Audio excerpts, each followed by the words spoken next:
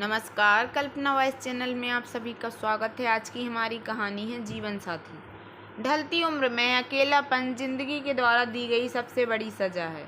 इसमें सब तो होते हैं पर वो नहीं होता जिसकी सबसे ज़्यादा ज़रूरत होती है। सुख दुख का साथी, जीवन साथी। कहने को तो इस रिश्ते को नाम दिया जाता है जीवन साथी, पर जो जीवन की राहों में अकेला छोड़ जाए वो जीवन साथी कैसे हो सकता है। पर भगवान की मर्जी के आगे किसी की नहीं चलती। कहते हैं ना, इंसान अकेले आता है अकेले जाता है, और शायद इसी रीति के कारण एक अकेला रह जाता है। आरती भी जिंदगी के ऐसे ही मोड़ पर खड़ी थी। रोज की तरह 5 बजे ही नींद खुल गई। जिंदगी हो गई थी 5 बजे उठते हुए। जब सुमित से शादी हुई तो उन्हें 7:30 बजे ऑफिस जाना होता था, इसीलिए जल्दी उठकर उनका नाश्ता बनाना। सुबह 5 बजे उठकर बड़े इत्मीनान के साथ नाश्ता बनाती। सुमित खाने के बहुत शौकीन थे और आरती ने भी शादी के बाद जल्दी ही सुमित की एक कमजोरी पकड़ ली थी। सुबह उठकर अच्छा नाश्ता बनाती, सुमित खुशी खुशी नाश्ता करते और सुमित को खुश देख आरती का पूरा दिन अच्छा जाता। शादी के 2 साल कैसे निकल गए पता ही नहीं चला। राहुल के जन्म के बाद तो सिर्फ जिम्मेदारी और भी बढ़ गई। अब कई बार राहुल रात भर सोने नहीं देता। उसके बावजूद सुबह आरती अपने समय पर 5 बजे ही उठती, आदत बन चुकी थी।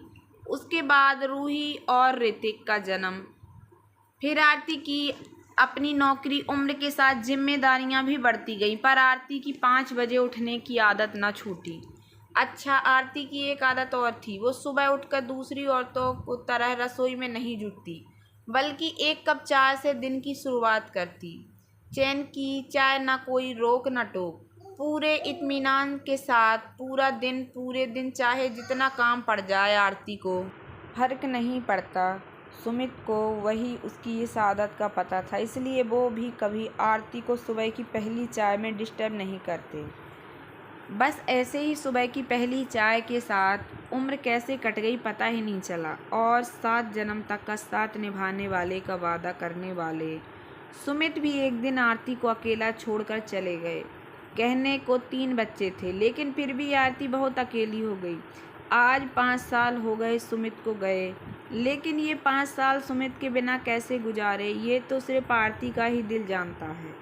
सुमित जाने के पहले अपनी सारी जिम्मेदारी पूरी कर गए।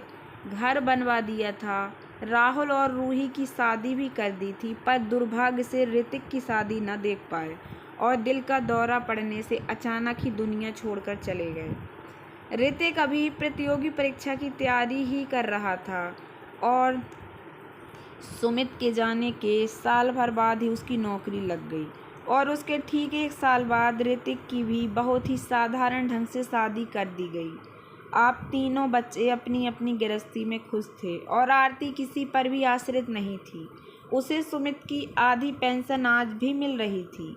सुमित के जाने के बाद उसे किसी के आगे हाथ फैलाने की ज़रूरत नहीं थी।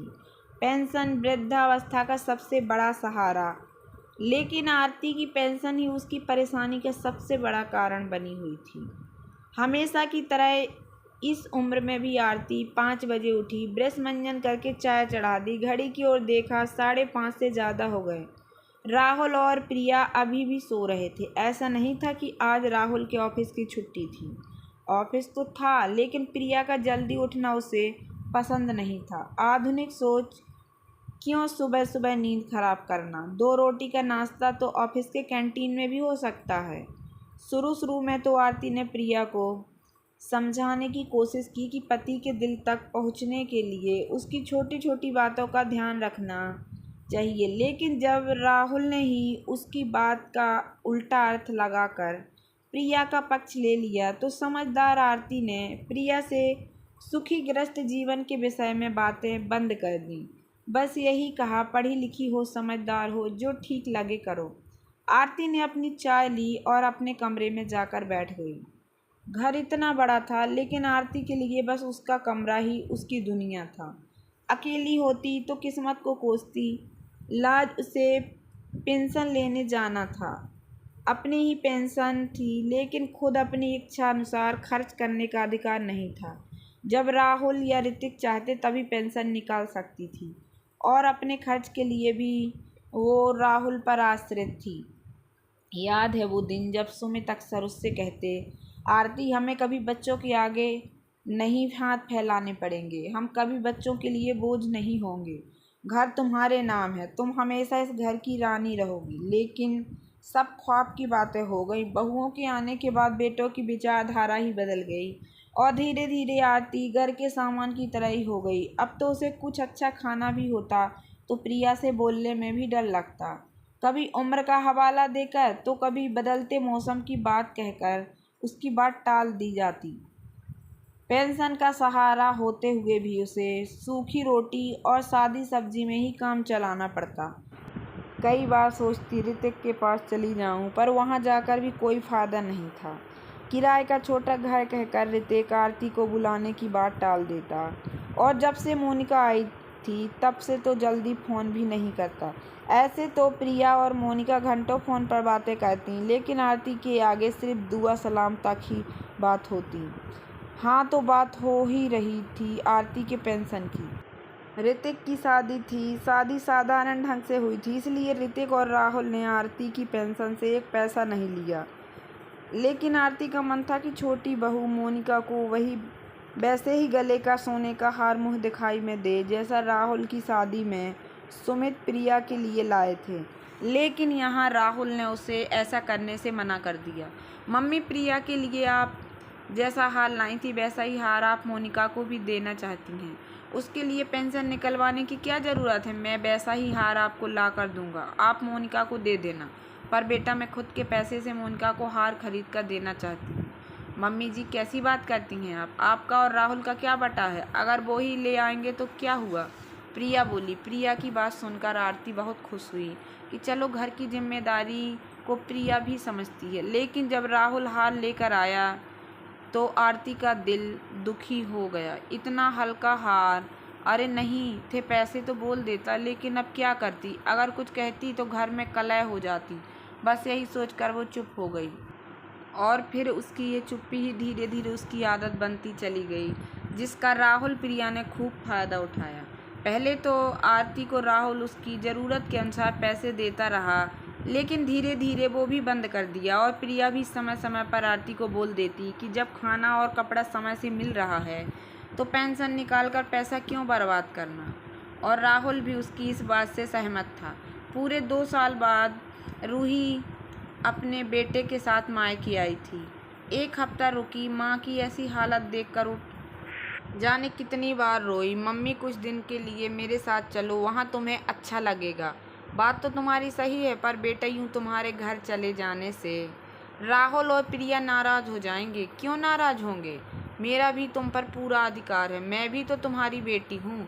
उनकी बातें चल ही रही थी कि प्रिया आ गई। क्यों दीदी, यहाँ पर मम्मी को कौन सा दुख है? नहीं भाभी, ऐसी कोई बात नहीं है, बस मैं तो कह रही थी कि इसी बहाने मम्मी जी को क्या हम मम्मी जी का ख्याल नहीं रखते? इनको समय से खाना नहीं, पानी नहीं मिलता, और क्या चाहिए? भाभी का ये रूप देख रूही चुप हो रह गई, क्योंकि वो ज़्यादा बहस करके आरती की परेशानी नहीं बढ़ाना चाहती थी। 2 दिन बाद रूही चली गई। एक दिन मम्मी, मैं सोच रहा था कि क्यों ना घर के ऊपर वाला हिस्सा भी बनवा लेते हैं। आपकी पेंशन बुक में कितने पैसे होंगे? पता नहीं बेटा, 2 साल से पैसे निकाले कहाँ हैं। अभी तक तो बहुत पैसे जमा हो गए होंगे। प्रिया खुश होकर बोली। पर बेटा, एक बार ऋतिक से भी सलाह ले लेते तो ठीक रहता। क्यों मम्मी, ऋतिक की सलाह क्यों? आप मेरी पास रहती हो तो पेंशन पर भी हमारा ही हक है, और फिर इस घर में उसका भी तो हिस्सा है। आरती चुप हो गई और आज इसीलिए पेंशन निकालने जा ही रही थी। प्रिया रोज़ से पहले उठ गई और बोली, मम्मी जी, तैयार हो जाइए और नाश्ते में क्या खाना है बना दीजिए। पता नहीं आपको वहाँ कितना समय लग जाए। आरती सब समझ रही थी, लेकिन चुप थी।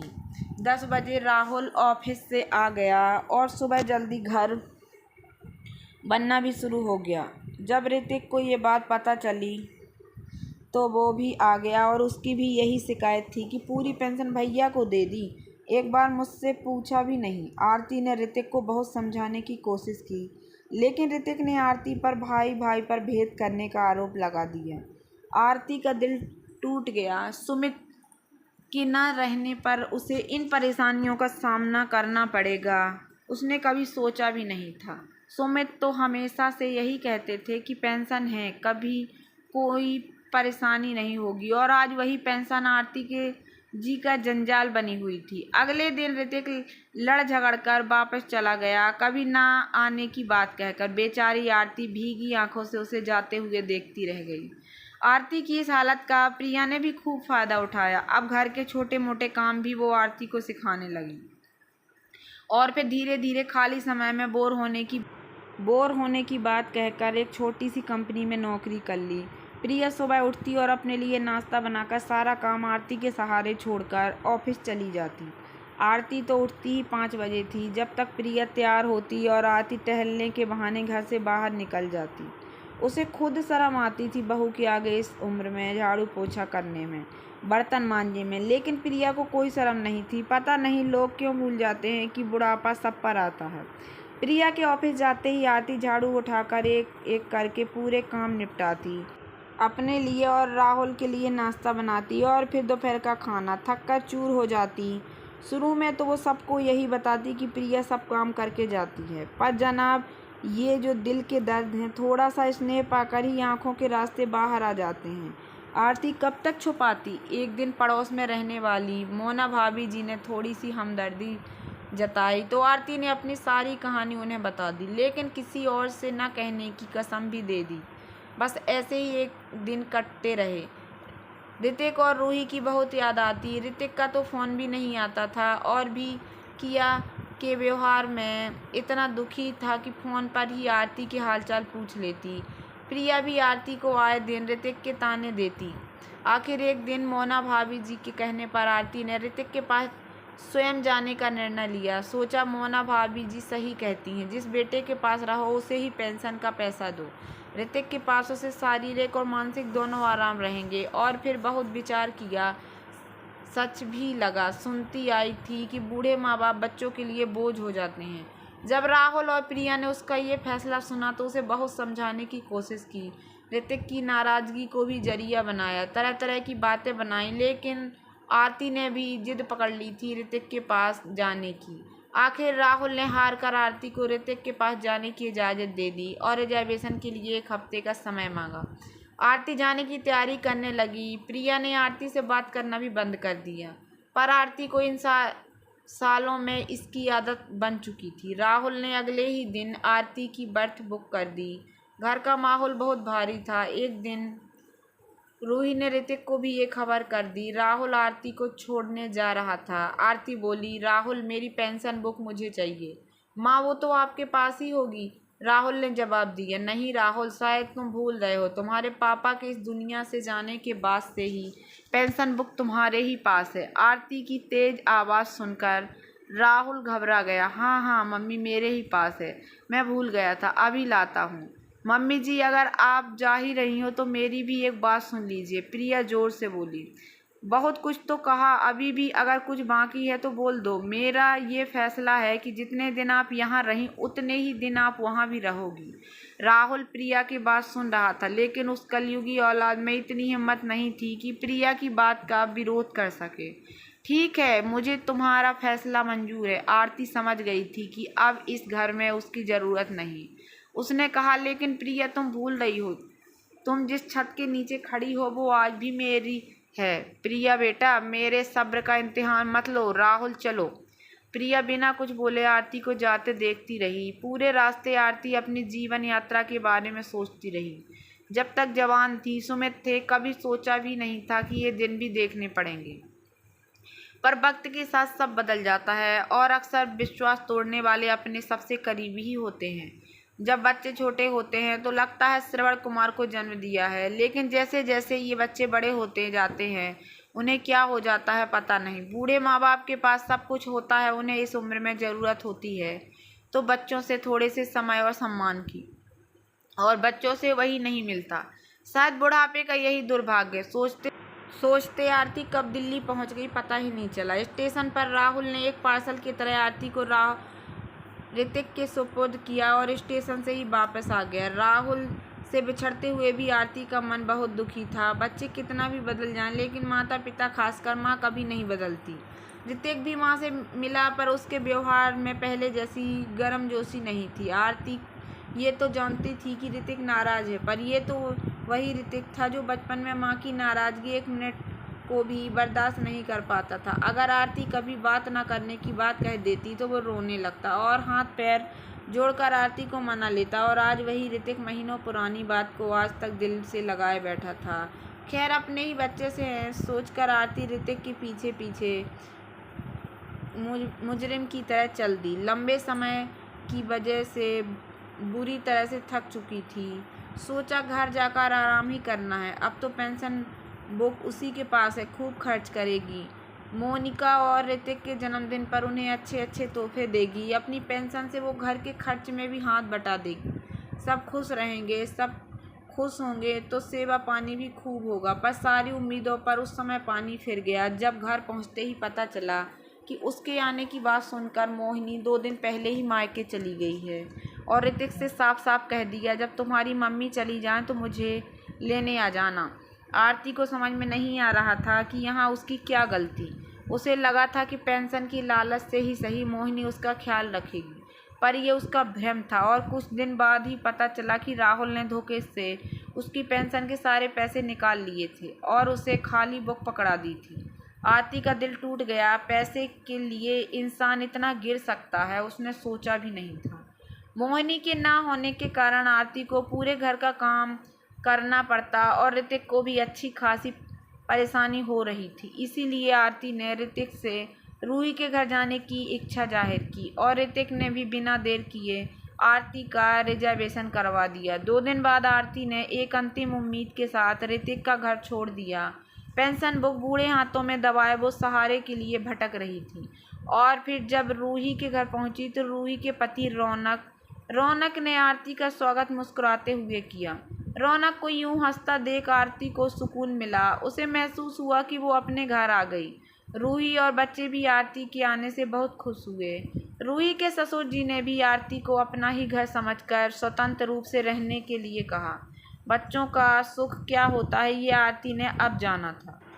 सबसे बड़ी बात यह थी कि सुमित के बाद उसे सुबह की चाय साथ पीने वाला साथी मिल गया था। आरती आज भी पहले की तरह उठकर अपनी चाय खुद बनाती, पर 1 नहीं 2 कप चाय बनाती। रूही के पास आकर उसे हर तरह का सुख मिल रहा। रौनक ने बेटों के दिए दुख पर मरहम लगा दिया। उसके लिए उसके पिताजी और आरती में कोई फर्क नहीं था। वो दोनों को ज़रूरत को पूरा ख्याल रखता। रूही भी सारा दिन आरती के साथ साथ रहती और रौनक के पिताजी से आरती अपने दुखों को और सुमित के साथ गुजारे जीवन के सुनहरे पलों को साझा करती। कितना दोनों शाम को टहलने भी साथ ही जाते, कई बार पार्क भी जाते। जान पहचान वाले भी उन्हें देख बहुत खुश होते। मजाक करने वाले मजाक भी करते, जिसे दोनों लोग खुले मन से हंसकर स्वीकार भी करते। अरे, उनका तो रिश्ता ही ऐसा था, सुंदर रिश्ता बन गया था उनके बीच। समधी समधन से ज़्यादा उनके बीच इंसानियत का रिश्ता था।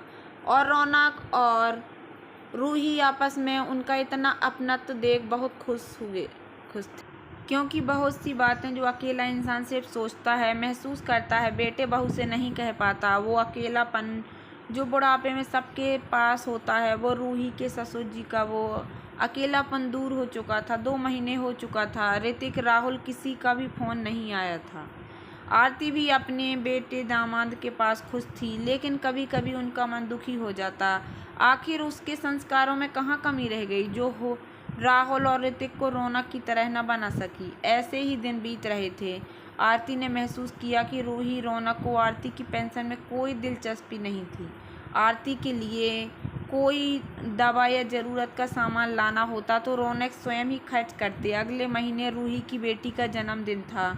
एक दिन रूही, माही का जन्मदिन आ रहा है। मेरी ये इच्छा थी कि इस बार हम बहुत धूमधाम से जन्मदिन मनाएं। ठीक है मम्मी, मैं उनसे बात करूँगी। एक बात और, पार्टी का खर्च पूरा मेरा होगा और मैं उसे तोहफा भी देना चाहती हूँ। ठीक है मम्मी, मैं उनसे बात करूँगी। रौनक तुरंत राज़ी हो गए। जहाँ जान पहचान के सभी लोगों को बुलाया गया। राहुल, प्रिया, ऋतिक और मोहिनी को भी फ़ोन कर दिया रूही ने, पर कोई ना आया। नानी मेरा गिफ्ट कब दोगी? पहले केक तो काटो, केक खाने के बाद ही गिफ्ट मिलेगा। सबके आने पर केक काटा गया और आरती ने माही को बहुत बड़ी गुड़िया दी। गुड़िया देख माही बहुत खुश हुई और अपने दोस्तों के साथ खेलने लगी। रूही और रौनक भी माही को खुश देखकर खुश हो गए। रौनक, मैंने आज तक तुम्हें कुछ नहीं दिया, आज तुम्हारे लिए भी कुछ है। अरे मम्मी, मेरे लिए क्या लाई हैं? दिखाइए ना। बेटा, ये मेरे मकान के पेपर हैं और तो कुछ भी मेरे पास नहीं है, पर मैंने अपना मकान तुम्हारे नाम कर दिया है। अरे नहीं मम्मी जी, ये मत कीजिए। आपके इस घर में आने से मेरी माँ की कमी पूरी हो गई। पापा को इस उम्र में एक दोस्त मिल गया, मुझे और कुछ नहीं चाहिए। बेटा, मुझे भी दामाद के रिश्ते में बेटा मिला है। मुझे तो मान सम्मान यहाँ मिला है, वो मुझे राहुल और ऋतिक ने कभी नहीं मिला। इसलिए बेटा, मैंने अपने जीते जी ये घर तुम्हारे नाम कर दिया। पर मम्मी पापा मुझसे नाराज़ होंगे। रौनक अपने पापा की ओर देखते हुए बोला, जो सबकी बातें सुन मुस्कुरा रहे थे। बेटा, तुम्हारे पापा को पता कर ही मैंने ये निर्णय लिया है। पहले तो वो भी नाराज़ हुए, फिर मेरे बहुत समझाने पर वो राज़ी हुए। हमने एक बार ऋतिक और राहुल को समझाने के लिए ही यहाँ बुलाया था, लेकिन वो नहीं आए। बेटा, तुम्हारे पापा को भी तुम्हारे ऊपर विश्वास है कि तुम्हारे रहते मेरा आगे का जीवन भी बहुत सुखी रहेगा। और इतने दिन तुम्हारे साथ रहकर मैंने भी यही महसूस किया कि इस उम्र में इससे सुरक्षित और कोई जगह नहीं है मेरे लिए। बेटा, इसे स्वीकार कर लो। मेरे लिए मेरी पेंशन ही बहुत है और तुम तो कुछ खर्च करने देते नहीं। ये पेंशन का पैसा भी तुम्हारा ही है, ज़रूरत के अनुसार तुम जब चाहो खर्च कर सकते हो। नहीं बहन जी, ये मत कहिए। पेंशन पर आपका ही हक रहेगा, उसे आप अपने और माही पर ही खर्च करेंगी। ठीक है, पर ये घर के कागज़ तो संभालें। आरती ने हंसकर कहा। रौनक ने रूही की ओर देखा, जो कि आंखों में आंसू लिए मुस्कुराने का प्रयास कर रही थी। रौनक ने आरती के पैर छूकर घर के कागज़ लिए। सही मायने में आरती आज खुद को किसी बड़े बोझ से स्वतंत्र महसूस कर रही थी। दोस्तों, आज हमारे समाज में पेंशन पाने और ना पाने वाले माता पिता की दयनीय स्थिति में कोई ज़्यादा फर्क नहीं है। सारी ज़िंदगी माता पिता अपने बच्चों को इसी उम्मीद पर पालते पोसते हैं कि बच्चे पढ़ लिख कर कुछ अच्छा करें और अच्छा कमा खाकर चैन का जीवन बसर करें। बाकी हमारे बुढ़ापे के लिए तो हमारी पेंशन ही काफ़ी है। पर ऐसा होता कहाँ है। सब होते हुए भी उन्हें इतनी मानसिक यातनाएं झेलनी पड़ती हैं कि वो खुद ही महसूस कराने लगते हैं कि अब उनकी किसी को ज़रूरत नहीं है। वो धरती पर बोझ हो गए हैं। हमें उनके साथ ऐसा नहीं करना चाहिए। उन्हें समय और मान सम्मान दीजिए। क्यों, जीवन की यही स्थिति का एक दिन भी हमारे ऊपर भी आएगी और हमारे बच्चे वही सीखेंगे जो देखेंगे। और ज़रूरी नहीं कि हमारे बच्चे हमारा उतना ही ध्यान रखें, पर हमारे अंदर ये आत्मसंतुष्टि तो होगी कि हमारे माता पिता हमारे बर्ताव से कभी हमसे दुखी नहीं रहे। तो दोस्तों, कैसी लगी आप लोगों को मेरी ये छोटी सी कहानी? अगर कहानी पसंद आई हो तो प्लीज़ मेरे वीडियो को लाइक कर देना। चैनल पर नए आए हो तो प्लीज़ सब्सक्राइब कर लेना और ज़्यादा से ज़्यादा शेयर करना। धन्यवाद दोस्तों।